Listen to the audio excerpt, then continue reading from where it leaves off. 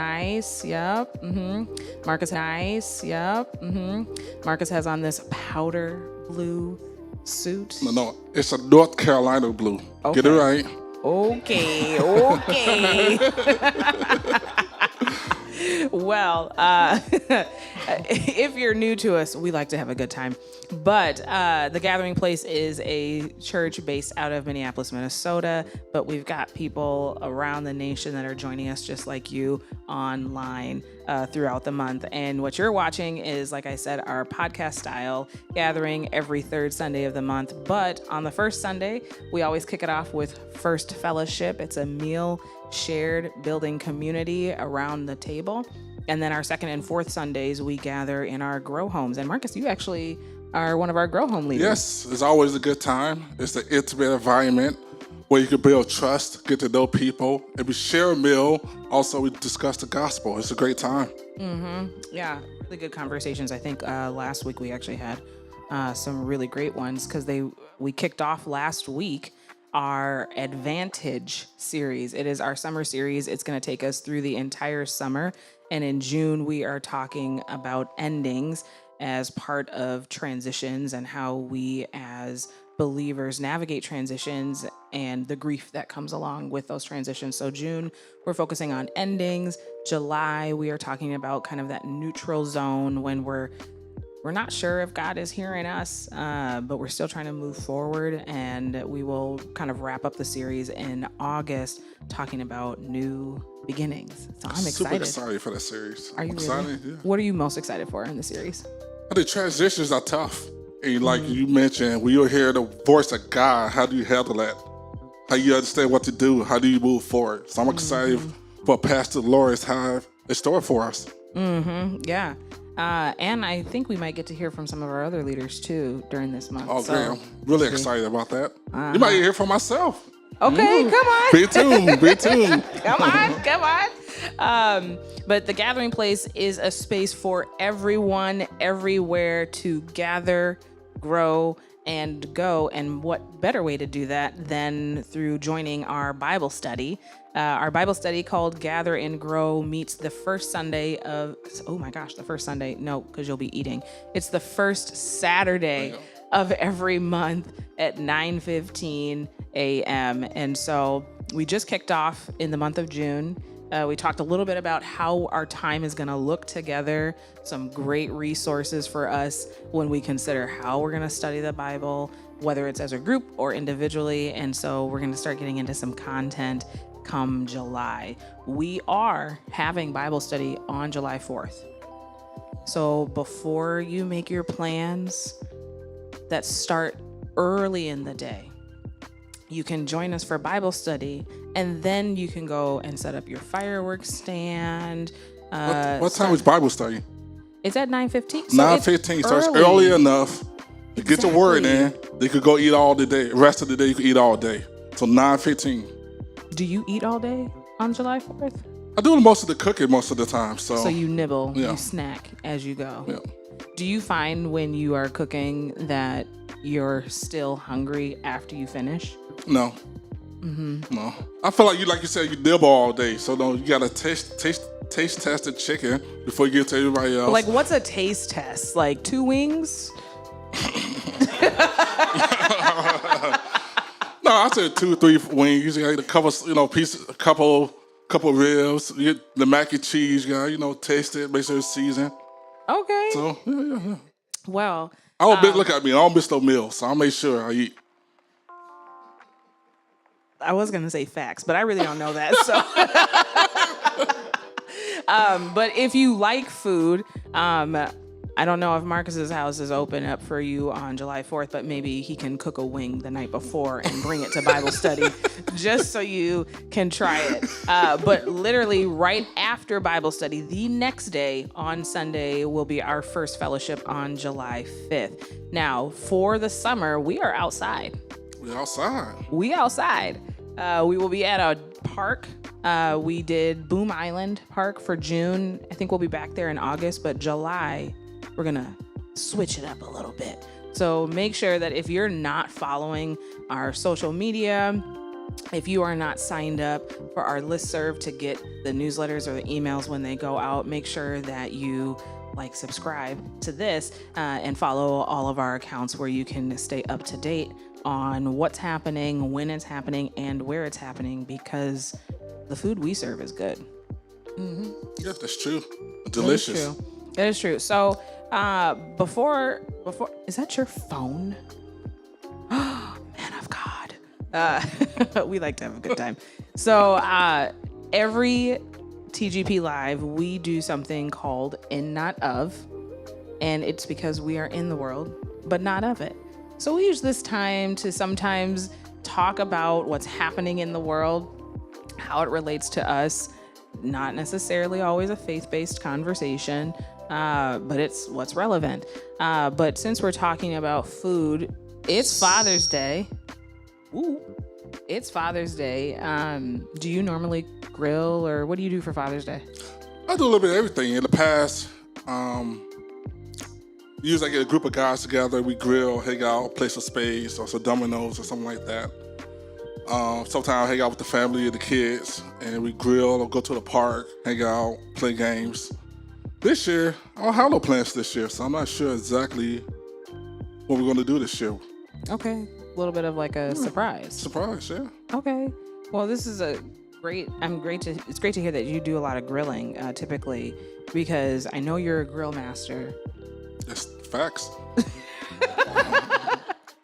And as the grill master, I would be curious, and also as a father, if the scenario is you are hosting a backyard cookout. It's a barbecue kickback. Kickback, okay. Yeah, kickback. We host some of those at the Quail House. Yeah. So you're hosting a kickback, and unfortunately, you can't be the one behind the grill. So which one of your kids?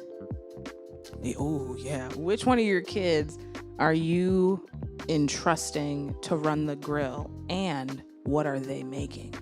I have to entrust them. It could be one or my arm, it my could be legs, a couple. one of my eyes. Then I got a lot of them to cook. You can give them verbal instruction, but who's manning the grill? I like Jeremiah. He can man the grill. I like Jada make the side, so she can do the mac and cheese, the greens, the beans. Okay. And maybe JoJo. JoJo really stepped her game up. She's 12, but she made some salmon Alfredo a couple of days ago, homemade. Oh. It was pretty good. Was the Alfredo sauce homemade too? Yeah. Wow. Yeah. I like that. Okay. I'm gonna have to go to the Rupert house and she go to TikTok and find recipes. I'm like, oh, okay. And she cook twice a week, and she do a pretty good job. That's good. So in this scenario, you're still eating well. Yeah, definitely. Yeah. Entrusting it to your kids. Yeah, That's they great. do fine. That's good. Yeah, I think I have a couple of things that I've eaten from my godkids that I'm not quite sure. So you're doing a good job training them up in the way that they should go. Yeah. Mm-hmm. And Juneteenth was just yesterday. No, 2 days ago. 2 days ago. What? Wait, was it yesterday? 2 days ago. 2 days ago. I had the day off. Yeah. What'd you guys do for Juneteenth? Did you guys do anything as a family? I helped my wife. So she volunteered at the jazz festival this Friday, Saturday as she had a little dirt stand, healthcare stand there, helping people out. And it was funny. We was there. It was a thunderstorm. And it was a bad thunderstorm. You just see everything flying all over the place. I was just curious. So they're like, okay, in case of emergency, we want everybody to run to the stage and hang out. I'm thinking about here. It's hailing outside. It's a lot of metal all around the place. You want everybody to stay on the stage? That doesn't make sense. What's the logic behind this? Did you guys get the hail? Yeah, it's hailing, raining in the wind. I said, let me go to my car so I can try to drive home. Why would I stay on the stage for? Just sit there, a tornado will happen, we all gonna die. The stage gonna fall on top of it. I'm like, this math, this logic, that's not making sense to me. But it was a good event, a good time. Met a lot of people. I actually met my old college business professor, Dr. Bruce Corey. His wife was the financial advisor for the state of Minnesota. Oh, nice. And I told him, so in 2008, He told me to invest in Apple. I did that. Invested in Apple, and that was the best investments I ever made. Wow. So I talked to him. We caught up. We're going to go out for lunch. He just retired for teaching. He got a whole bunch of things going on. So he's an economic specialist, and he really understands all the math and science behind it. So we're going to go out for lunch and catch up. I like it. Yeah, so it was a good time. I like that. It makes me think. I'm very curious. I went outside when it was the storm started rolling through, and I looked up and I was like, these are 10 Commandment clouds right here. Have you seen the 10 Commandments with Charlton Heston? Yes. I was like, these are Moses is getting ready to part the Red Sea clouds, not the plague of death that came. That was a different type of cloud. And Maya, my roommate, y'all know Maya if you be watching. And if you haven't watched before, watch again and you'll know who Maya is. Her sister was in town. And I said the same thing to her because we went to go get wings when the storm hit like a little break. And I was like, have you ever seen the 10 Commandments? Because these are parting the Red Sea. And she was like, I don't think I've ever seen that. And I was really sad for her. But so you just said that you would have preferred, though, to go get in your car. Yes. Now, if you were on the freeway, because this came up, this was like all over social media, people having this discourse about if you're traveling during severe weather and hail, what do you do when you're on the freeway? I'll pull over to the side of the road and get underneath a bridge. I will not stop in the middle of a highway. I saw that on social media all over. That's on TV, actually. Mm-hmm. That you cause an accident that way. Mm-hmm. Like, why would people just stop underneath a bridge? I move to the right or left side, call it a day. But what if there's not enough space for everybody on the right or the left side? But it's always, you don't have to be underneath the bridge. You can move you can still get hit with the hell, but at least pull over if you feel safe. You'll feel strong enough, safety enough to drive. Pull over. Mm-hmm. I actually do agree. I don't think I've ever actually pulled over anywhere to stop. If it's like short enough distance for me to get home, I will push through because I'd rather try to get my car home. And I am blessed. I have a garage. I want to get that thing in the garage if I can, or at least on my park pad. Yeah. It actually remember a lot. So one 4th of July, we was in Philadelphia. I guess they got like one of the best fireworks shows in the country.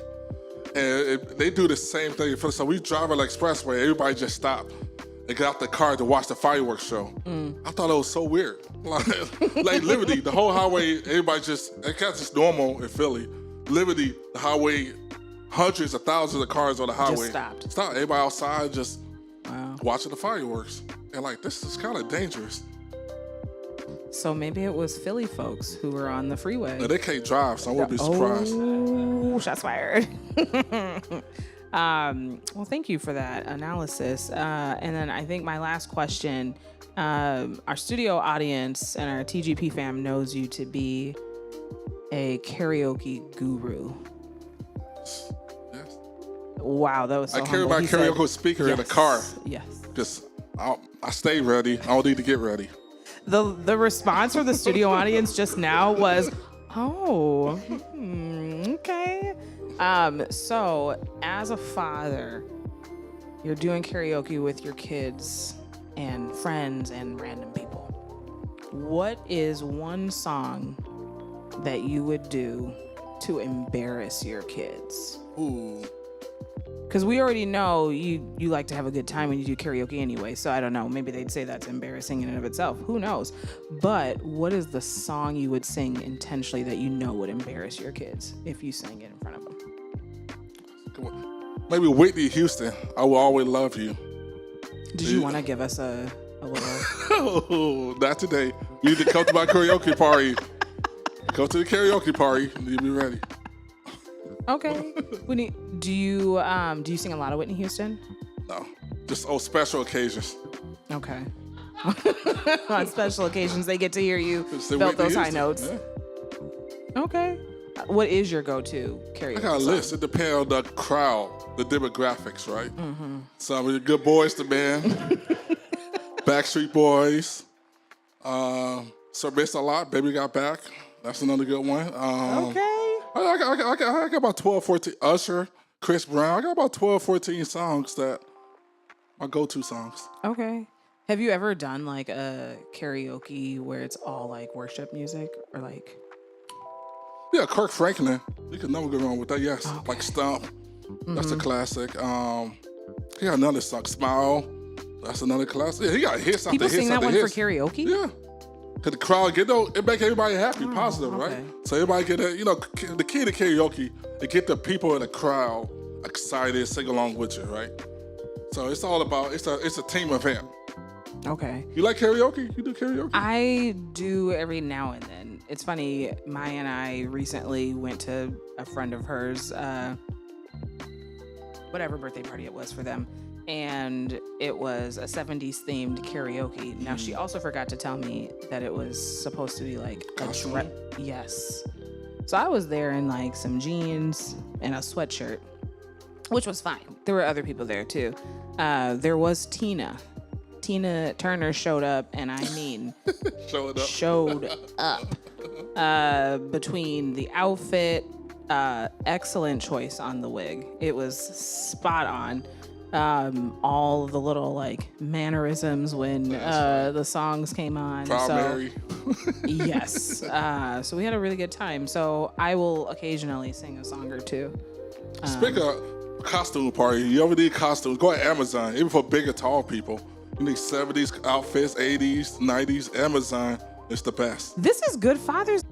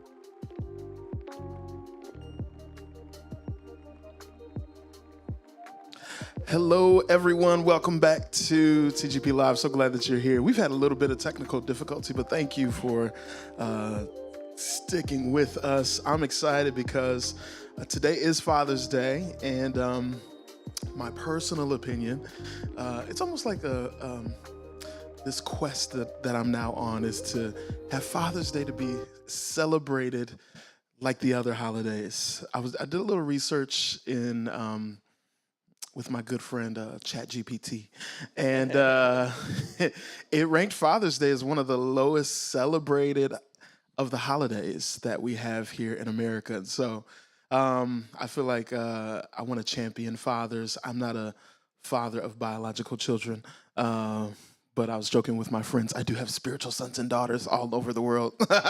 Joke.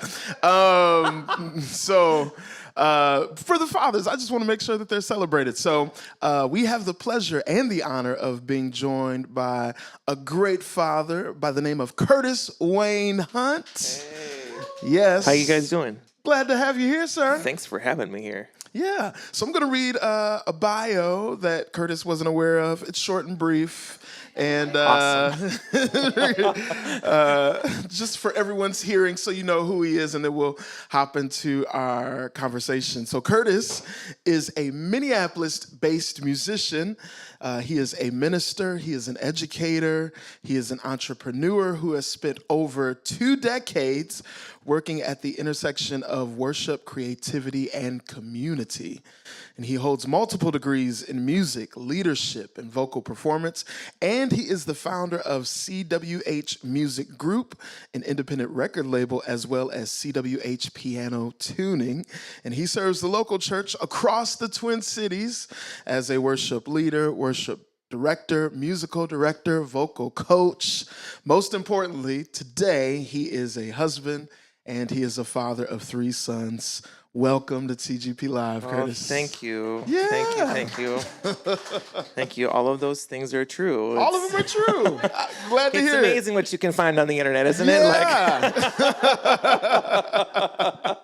I had my good friend Chat do a little research.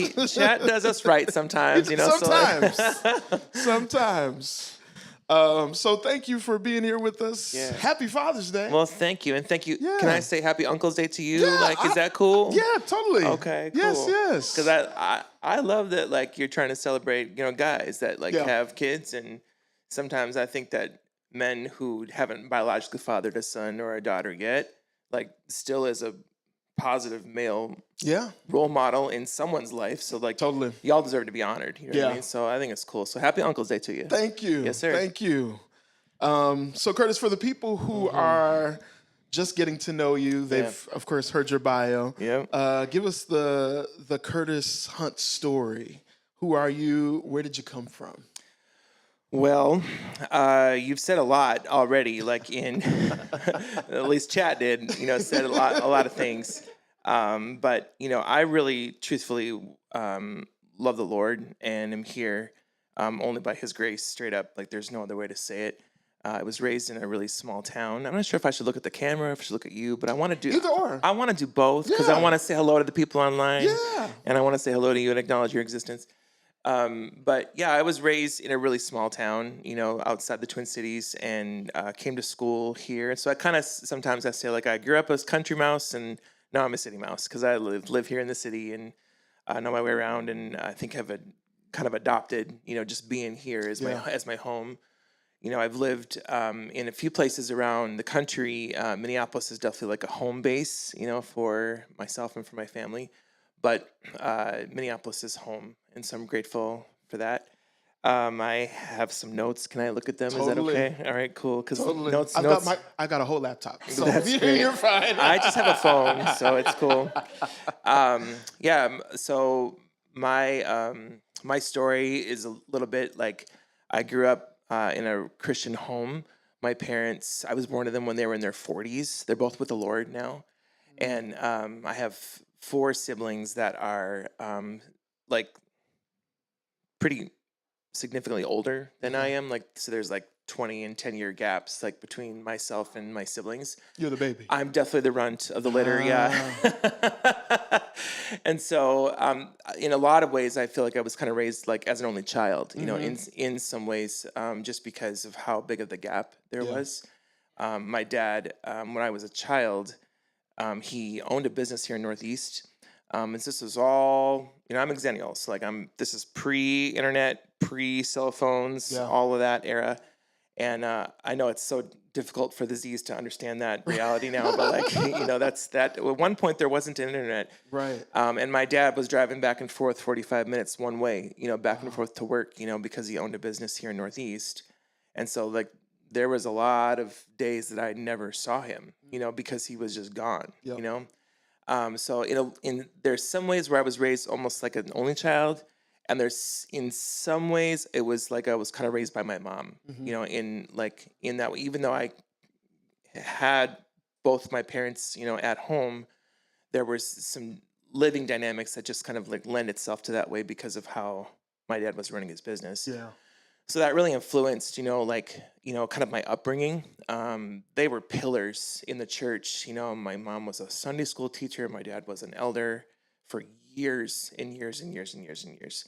So I was really raised to love the Lord, to serve in the church and to serve the Lord with my gifts.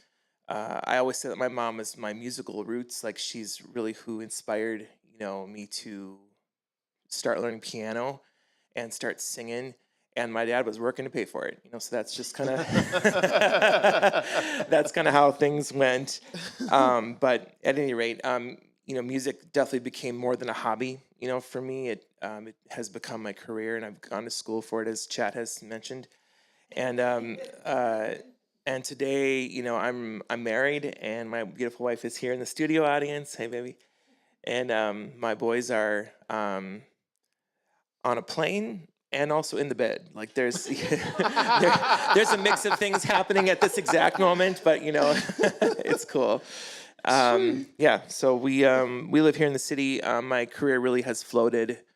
As a musician, I've kind of floated between like the church and the academy and the industry. That's kind of like where I floated between, and that's maybe kind of a summary of who I am and how I got here. Sweet. I love that. You wear a lot of different hats. Yes, it's true. So between being a musician, an educator, a business owner, even a minister, and a dad and a husband, when you walk into the room, which one do you lead with? Yeah. Which hat do you go in? Does it depend on what room you're walking into, or how does that work? I have to say that I think that the bigger answer to that question, that's a whole podcast series, honestly, for real to talk. Like which hat are we walking in the room with? Like that's a lot, But you've said it, like it depends on the room I'm walking into, At home, I'm at home, and I am my wife's husband. I am my father's son, or I'm sorry, my son's father. There, I got it. And I am first and foremost a son of God, so like I have a responsibility in the church. There have been seasons when I have been paid full time to be the worship person in a local congregation. There have been seasons when I've been paid part-time to do that. There have been seasons I've been working a full-time job doing that for nothing. You know what I mean? So like there's just seasons of that, in this current moment, as far as the church, Chat hit it, like, I'm doing more like consulting and kind of leadership coaching for the church in terms of worship development, worship ministries and whatnot. So I float around the cities. So if I'm walking into a church, I'm coming in kind of in that context, as far as like I'm coming in here, like this is, about the congregational experience. This is about worshiping the Lord, bringing people together, and you need to get yourself in tune. Love you so much, like, hey, maybe you shouldn't say that. That's would be good, hey, let's bring ourselves together. So there's that, when I walk into people's homes, to look at their piano and see how does it sound and how does it look. I'm not necessarily calling anybody to worship in that moment. Like I'm trying to address the needs of the piano in that space, and also mentor the musicians that are a part of my staff that are all committed to helping make music across the Twin Cities happen. So when I go into a school or into a church or into an organization or a venue to take care of a piano, it's about that, when I go into a venue or to a wedding reception or to a memorial service or to any kind of a special event that I'm bringing music to, it's about sharing the gift of music. And of course, the light and the love of Jesus comes through me, but I'm not necessarily calling anybody to congregational worship in that space necessarily. So it depends, you know what I mean? And that's, I think, part of the nature of just being a musician is that we are chameleons, to our environment, in a way. And so it, depending on the room that I go into, is depending on how I'm interacting in that space. And so it's kind of I have to wear different hats, because one size does not fit all, in those spaces. So I have to customize it based on where I'm going to. Yeah, so totally. I had to do that yesterday. I got a chance to sing at a wedding. Yeah. And it was nice to walk in knowing that all I had to do was sing. Yeah. I didn't have to do anything else. I didn't have to set anything up. Hey, Didn't have to give any direction. That's real good. It's a beautiful thing to be able to know what hat to wear when you're walking in where you're going. But you're a dad, so Yeah. tell us about your Yeah. 3 sons. Yes. I've got 3 sons. They are strong, they are joyful, and they are loud, and they are proud. The house ain't never clean and ain't never quiet. Like that's the way things go. It's awesome. I had to walk upstairs last night, put my hand on his shoulder, and say, "Hey, it's 1:30 in the morning." Like, you know. So, and it's fine. He took it real well, but it's all good. They're gifted. They're creative. They are super aware, supportive. They're trusted in a lot of spaces. They get invited into spaces to help produce events and whatnot. So they're welcomed in quickly. They're kind of like, if you think of like maybe your good buddy who's like your wingman, like you're gonna rely on him. Yep. That's my boys. Like they're constantly like by someone else's side. I would say that there's a good group of brothers, that are around them, and as a dad, I've really tried to kind of like help them understand kind of the beauty and the responsibility of brotherhood and what that is.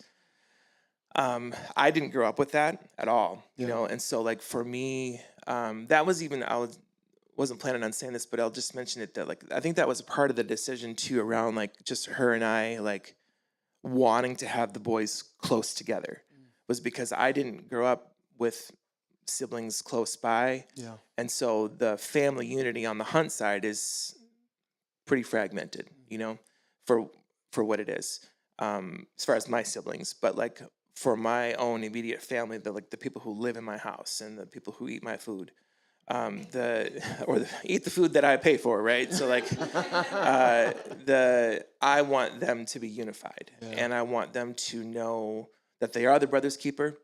And so along the way, I think they've developed friendships that have kind of brought a brotherhood of other guys around them that maybe like didn't, or maybe they got sisters, kind of a thing, and they need a brother, and even though the Hunt house ain't all that glamorous, like they're coming to the Hunt house, because they want to be around our boys. And in fact, wasn't it their connect group that like that connect group that they were a part of their old youth group, small group, the name changed to Achava, which is Hebrew for brotherhood. And so like that name changed like while my boys were in that group specifically because of the dynamic of what was going on. Wow.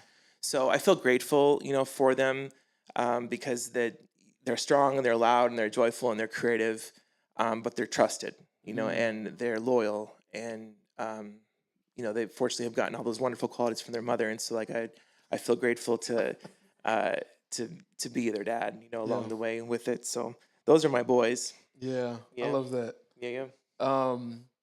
As a dad, you've had a front row seat to your sons growing, and you've even talked about how they show up in community, and what you've instilled in them is who they are to those who they come across. But for your sons growing up and as they transition through different seasons, what have you had to let go of as a father to make room for who they're becoming?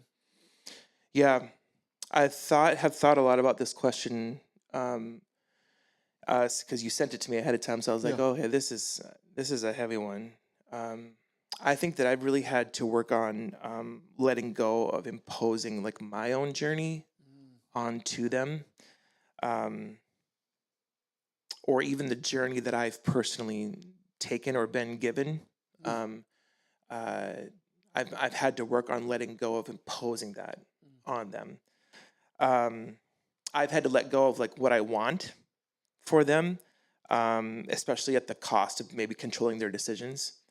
That's been challenging for me, because I want good things and I want wise things for them. And I also have to allow them to make mistakes, and not rush in and like save the day in every moment. Obviously, with big emergency things, that hopefully we're not getting there, kind of a thing. But Right. in the little things, in the grand scheme, right? In the little things, I have to allow them to make mistakes, and that's hard. Like when I want to protect them and I want good things for them, so I've had to let go of that. I've had to let go of like career moves that I would have wanted to have made for the sake of my relationship with them. One thing that chat didn't, dive too deep into, thank goodness, is kind of my career in higher education. And I don't mean that in a way that I'm ungrateful for it, but I spent a lot of years in that space. And of course, higher ed, they care about the little letters behind your name. They want you to have all kinds of degrees and this and that. And, I would say probably at about year 6, I started to see colleague after colleague after colleague after colleague who worked for that terminal degree, who worked for that doctorate, who busted their backside to get it and lost their family along the way. And I could see it happening, and I was like, that ain't gonna happen to me. And so I don't care who you are. I don't care what you're asking of me. These people right here, they're not worth that paper. And they're just not. And so, and you're not worth that, so I've had to give up. I've had to let go, of like aspirations, of career ideas that I wanted to pursue, of places I wanted to live, for the sake of my relationship with them. And that's been challenging in some ways, but also freeing in others. I've had to also let go of my idea of what their career and callings could look like working in higher ed. And as an exennial, like it, and you probably remember this, like there was this pressure on us as high school students that if you don't get a degree, you're going to be nothing. Correct. You have to. If you don't get a bachelor's degree, you will be unsuccessful. You'll be worthless. You'll be living under a bridge. Like that was like the narrative that we were sold. And working in higher ed, like that is propagated in some ways. I don't want to try and be negative about higher education because education is wonderful and necessary. But if at the end of the day, if what you really want to do is be a baker, then getting a bachelor's degree maybe isn't the best choice. Like it would be better if you went a different route, for that. So there's a need for reform. And so working in higher ed helped me see that to the point where like, hey, when it got time for the boys to start thinking about post-secondary education and what their careers could look like, I had to let go of this narrative that was sold to me that like, if you don't get a degree, you'll be nothing, because how shaming, first of all. But second of all, I had to let go of that for their own well-being because my boys are creatives. They're technicians. They're production oriented, and there's no scholarly degree program for that at all. And it would be a significant,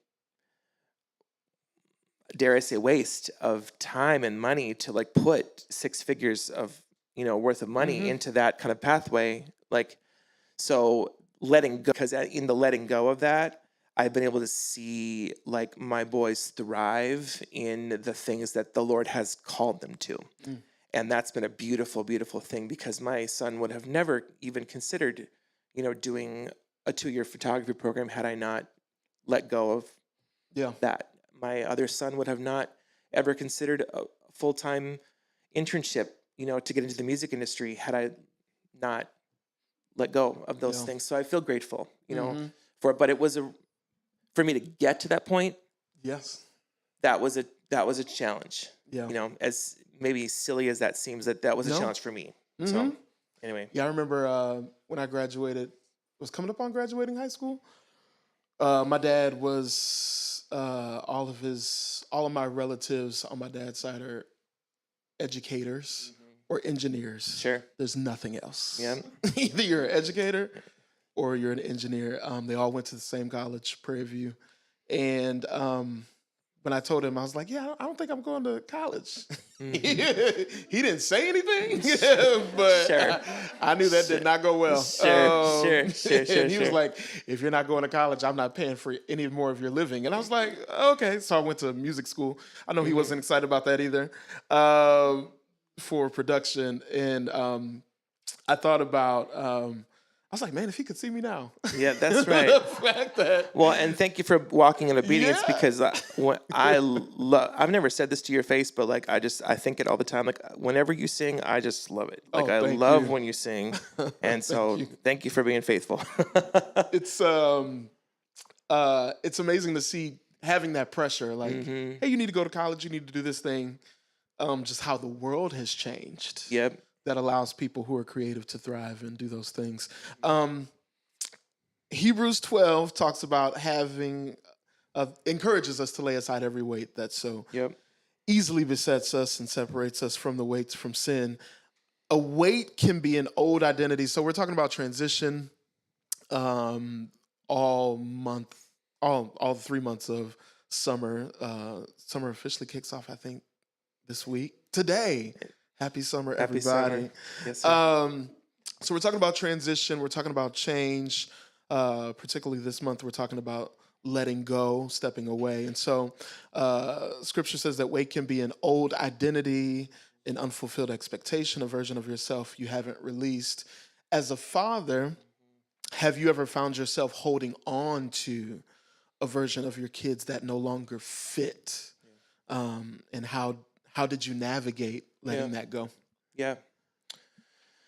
Again, that's a whole podcast series in and of itself. To keep it light, one thing that I'll just say is that a question that always kind of digs at me a little bit is when someone asks, like, "Oh, are your boys musical?" And I'm like, "They're creative. Like they would rather produce the event than be on the stage. That's just them." And so I've had to let go of them not being piano players. Like I've had to let go of them not being singers. And for me, that wasn't a hard thing necessarily, but it was something that I had to like allow them to like, I don't want to do this, Dad. I'm like, you don't want to do it? I'm not going to make you. Like I'm not going to sit here and force you to do this if this is not what you want to do. So I've had to learn how to let go of things like that. I've had to learn how to like let them tell me what they enjoy, and what they want. I remember like one year around the Halloween time, like I always like to, have them like carve pumpkins, and we do fun fall things or whatever. And one year they're like, "It's okay, Dad." Like. And I'm like, "Oh, you mean you're not 10 anymore? Like, what's wrong with you?" So like that I remember that year going like, okay, well then what do you want to do? Like, do you guys want to go to the corn maze? Like, do you like what would you enjoy doing? Because if the point of this is to be together as a family, then I need to like hear from you, like, what do you want? Yeah. So like, there've been moments, like that I've had to kind of step back and go like, okay, what do they enjoy? Like, what are they wanting? And kind of follow the river where it's flowing rather than try and be a dam and stop it up, kind of a thing. So those are some light things, trying to help them, navigate all the changes in their life emotionally, hormonally, all that kind of stuff. Like I have been like, I don't really have a blueprint from this because my dad and I didn't have that kind of relationship. So trying to figure that out, like kind of on my own, was a unique space to be in. But I just told him, I'm like, hey, this is going to be awkward, but we're going to talk, kind of a thing. And just like embracing the awkward and putting it out in the open. Right. And I think in the process of me having the courage to just start talking openly about that kind of stuff, that helped break down the ice, and I think, honestly, I think it helped deepen the roots, of our relationship further, which is what I've always wanted, I've always wanted to be accessible to my boys and to have a deep relationship with them so that they would feel secure and safe to come and talk to me about something small or something real deep that, they're afraid to talk to about or talk with another person about. So letting go of like ideas, that of what I thought they should be experiencing or what have you has been, I would say, probably my biggest journey in terms of like letting them grow, into who they're still becoming. Yeah. And also for me, like in who I'm still becoming as a dad. I think one thing I'll just say too is I think that like I used to think that, oh, I guess I'm a dad until they're 18. And that it just isn't the case. You know what I mean? Like I'm a dad until I go to be with the Lord. Like that's just they're always going to be my sons. You know. So parenting through different seasons, like learning what the appropriate response is based on the season, has been the trick. I'll say that. Yeah. I think about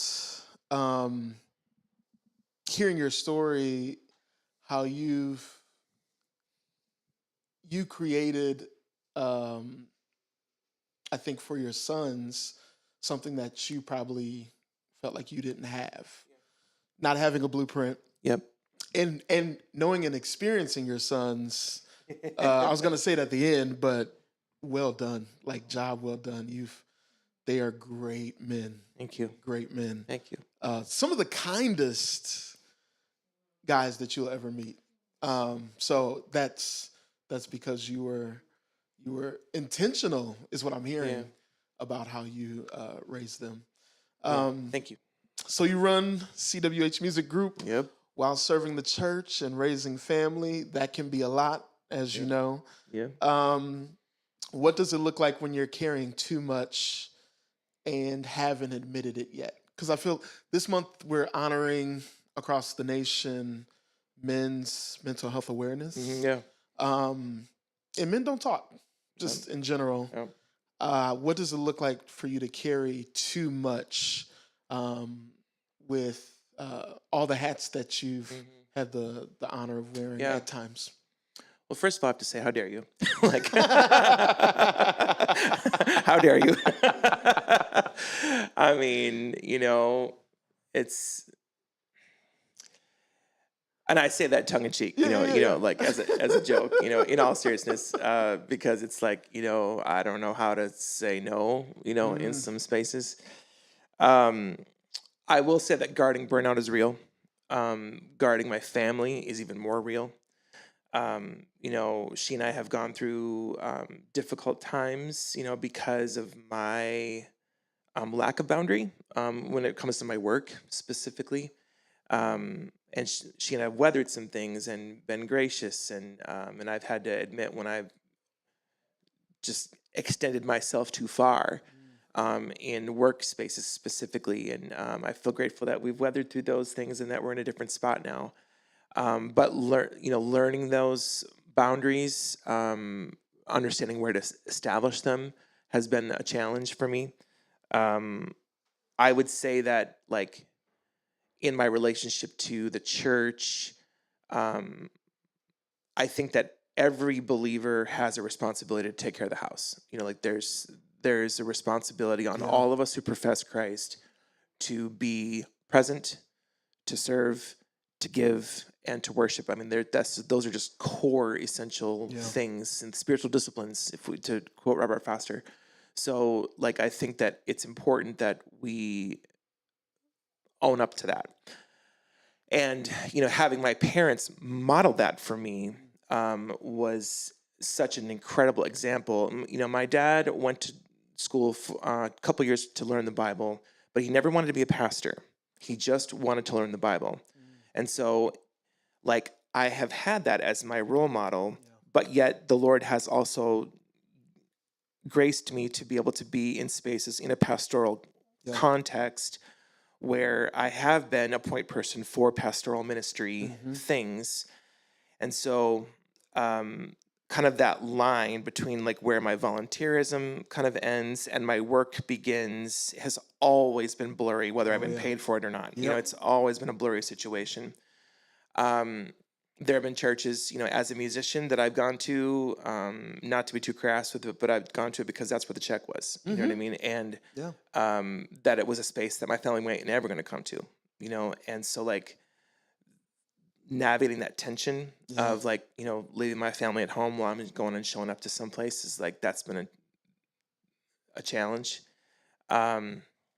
So trying to establish good boundaries, I think, has been helpful. When the boys were coming into youth group, they know very good and well like what I do for a living, and so I had to make a very intentional choice to only be out like 50% of the time, so that I was intentionally like at the home church with the family at least 2 weeks a month, at least that on Sundays. You know, so that has been a boundary that I've had to put in place with relationship to the church. I will say in terms of work, again, I floated between the church, the academy, and the industry. That's where I floated between. So, you know, honestly, I really had to choose entrepreneurship in light of that. And that means that I've given up the 9 to 5 kind of life because I'm looking for the freedom. I'm looking for the opportunity, looking to be able to take advantage of that. And those are things that most 9 to 5 situations don't afford the luxury for that. Right. And so not everybody can do that. No. Not everybody wants to do that. No. And so I don't want to try and shame anyone for not choosing that. Right. But my reality is not that I have a 9 to 5, but that I have a 9 to midnight, you know, kind of job. Literally. I mean, that's real, you know. And so, but I've also structured it that way so that I can show up at a recital, you know, at 2:00 in the afternoon, and not have to ask someone's permission for that, you know, that I can go to an evening event and put my work either before or after that, you know, kind of a thing. But like Moses had to do, I had to take some of Jethro's advice. You know, we got to get some people up in here, you know, and so building out a team has been really necessary, you know, for what I've been doing. In 21, I was teaching, doing ministry, and running a piano tuning business all myself. Wow. Never feeling fully enough. Never feeling like it was enough for any one person. And so living with that internal shame. And I remember watching one of my former students, he put out a TikTok that he was going to go tune someone's piano. And I was like, hey, Hank, let's get coffee. Fully intending to go and sell him like 200 clients. Just like, here you go. I will never talk to them again. You just take them. Love you. Bless you. You know, do it. And he looked at me. He's like, I would rather learn how to do this. And I'm like, what? And so that was a kind of a like a pivot point for me, you know, in terms of a business owner, in that like that's where an apprenticeship program for piano tuners was born. Wow. And so what has happened since that time is the apprenticeship program has really grown, and now I have a staff of like 9 people. Wow. And I don't brag about that as if like I've done something, you know, really wonderful myself, because I have not talked to any one of them. They have all come to me. The Lord has brought every single one of those people to me. The only person that I ever reached out to was my assistant, Julia, because I just was like, I need help, and please come and help me, you know. And she was like, I will come and help you. And she's been very, very helpful for the past 3 years. And Morier is doing some similar things right now. And so the team is growing. But I bring all that up to say that it's because of the vision that the Lord has given me that is beyond my capacity, that I have to have a team of people. You know, I don't have a choice. So establishing boundaries, bringing in good people, and accepting when I have to say no to something and just going, you know what? That'll get done tomorrow. Yeah. Or that'll get done another day. And it is what it is. You know, now I can't like not show up to someone's wedding. Like this is like there's deadlines. You know what I mean? Like there are deadlines, right? But like, you know, for some things that don't have hard and fast deadlines, sometimes I'm able to kind of like massage how things get accomplished. And so setting up boundaries, having people, giving myself grace to say no to things or know when I can delay something being accomplished has what's been helpful. Yeah. I would say it's still a very moving target. You know, like it's a free flowing river. Like I'm trying to kind of like follow where it goes. Ultimately, like I feel like for myself, and maybe I'm sorry, I'm rambling maybe longer than what you asked for, but like I ultimately feel like I'm hands and heart open before the Lord, just saying, yes, Lord, whatever you have. Yeah. You know, and walking in that yes. I think because of my yes before the Lord, there have been organizations that have gotten me, you know, for a period of time that I've learned from in good ways and in really frustrating ways. And being able to discern the things that I need to hold on to and let go of while I'm still yet hands open before the Lord saying yes has been my journey. So I just wanted to kind of add that on because I feel like in the conversation of like talking about boundaries and knowing limits and burnout, we have to talk about obedience before the Lord first and foremost. You know what I mean? We have to talk about that because without our yes before the Lord, it feels like we're kind of trying to build our own thing, you know? So I feel grateful for the things that the Lord has blessed me with, the vision that the Lord has given me, even for the record label and like what that's emerging into. But it's beyond my capacity. I mean, I gotta have people, but I'm trusting the Lord, you know, for provision and for finances, you know, to support that along the way. So it is what it is, you know what I mean? But it's challenging, you know, and it's a lot, but here I am. Wow. Thank you for sharing. Those are true nuggets. And we're picking them up. Thank you. It's good. It's good. That is so good. Second to last question for you. A lot of people in our community are in seasons of transition right now. Yeah. I think our world is in transition right now. Let's talk about it. One day there's a war. One day the next day the war is over, and then it's not over. And somebody sent a bomb, and all the things happening. Literally, yesterday there was a funeral and a wedding. All in the same day. What weight do you think leaders and builders tend to hold longest, and why is it so hard to let go of the weight that we tend to carry? Yeah. I can't speak for anybody else except for myself. I know for me, something that is hard to let go of is comfort. Like my predictability. You know, the things that I like that are in my little routine, you know, of things. Even though I have a free-flowing schedule, I still have a routine. Like I still do things, you know, predictably, but I decide when they happen and when they don't. It ultimately is the reality. But letting go of that need for comfort has been a challenge for me as a leader. I will say also letting go of my desire for validation, my desire to be right, letting go of those things has been a challenge in terms of transitioning and not listening well, I think, to other people has been another challenge.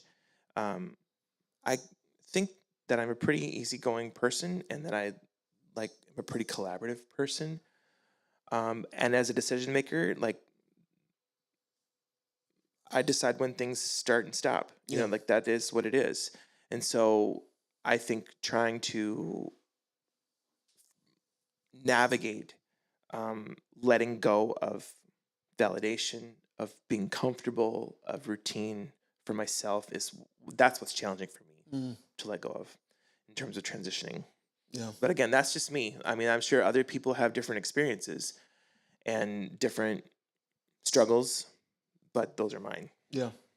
I identify. I Fair totally enough. identify. Fair enough. Letting go of, I completely identify.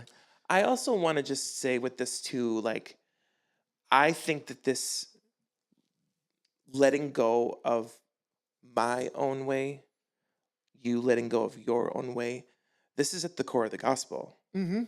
You know, because Christ calls us, like, if anyone wants to follow me, you need to let go of yourself. Yeah. Like, you have to follow me, you know? And so ultimately, we live in a culture that just fans the flame of self-entitlement. Like, it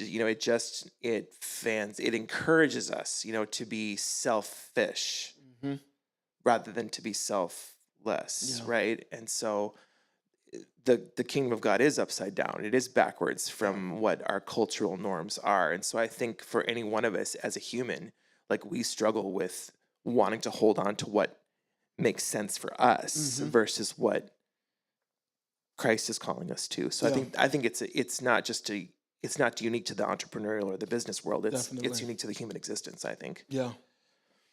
Yeah, and the hyper independence that is created because of that. Right. Correct. Even more now than ever before. Right. Last question for you, Curtis. Yes, sir. If you could say one thing to our audience, the fathers, and the leaders in the room, who are possibly running with something heavy, carrying something that feels beyond what they can hold. Perhaps they're wearing a lot of hats. What would you say to that person who's listening right now? Yeah. I would just have to say that I hope that by watching this, you'll know that you're not alone, in the journey. We all have struggles, and we're all carrying something. I've shared with you some things I'm carrying, but I have to believe that there are things, in this studio room, to anybody who's watching online, there are things I don't know that you're carrying at all. And so hopefully you'll know that you're not alone in the journey. And I think that the author of Hebrews helps us with this. And if you don't mind if I can read it a little bit, but this is just the first couple of verses of Hebrews 12, that therefore, since we are surrounded by such a huge crowd of witnesses in the life of faith, let's strip off every weight that slows us down, especially the sin that easily trips us up. And let us run with the endurance the race that God has set before us. And we do this by keeping our eyes on, by keeping our eyes on Jesus. Yeah. And so ultimately, I think, for any one of us who are in the struggle, we have to know that we're not alone. There are others around us, whether we feel them around us or not. But we do it by keeping our eyes on Jesus.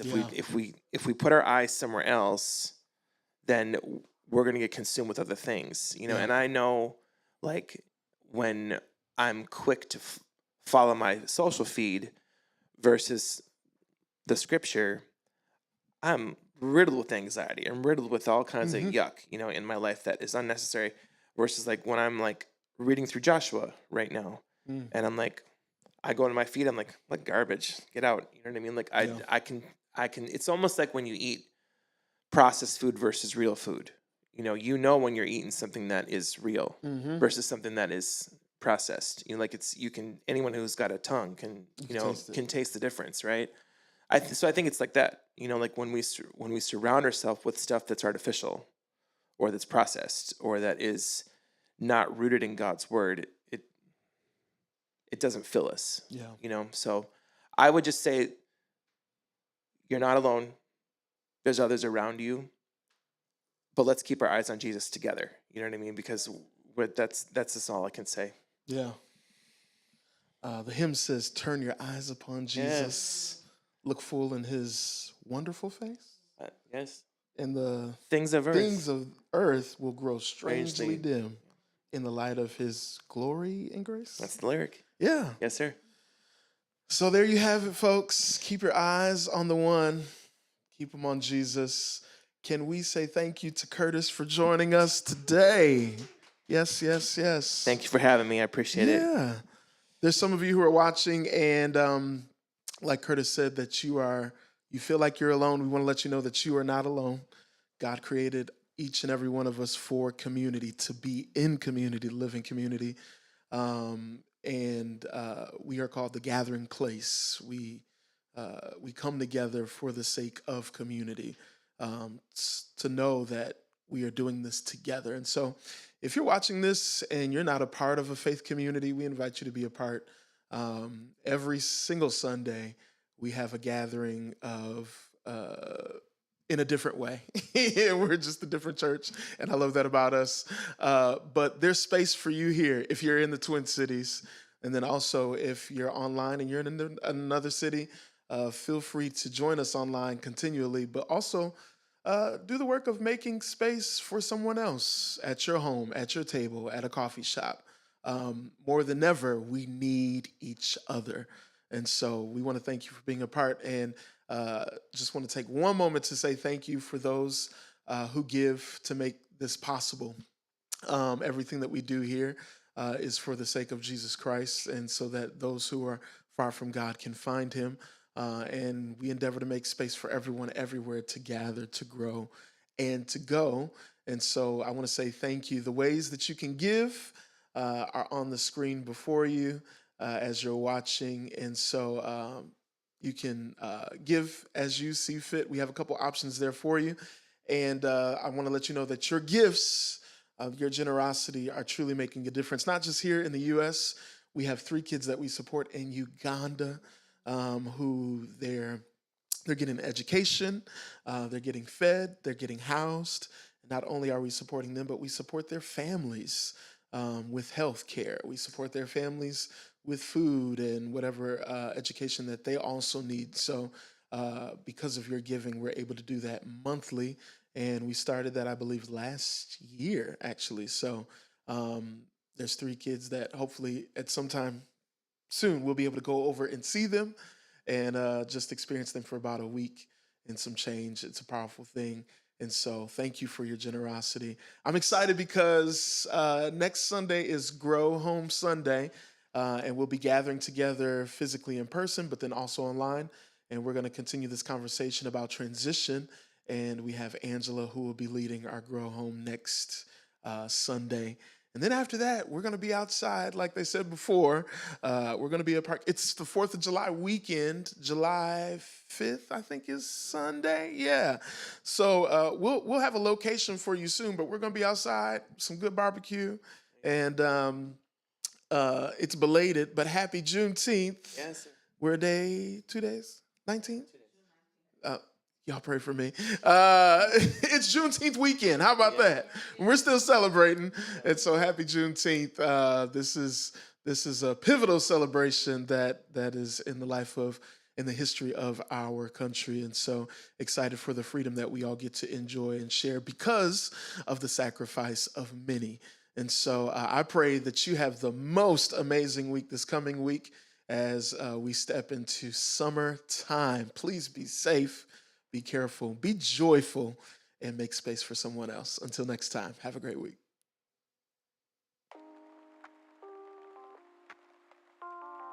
Sweet. Thank you, thank you.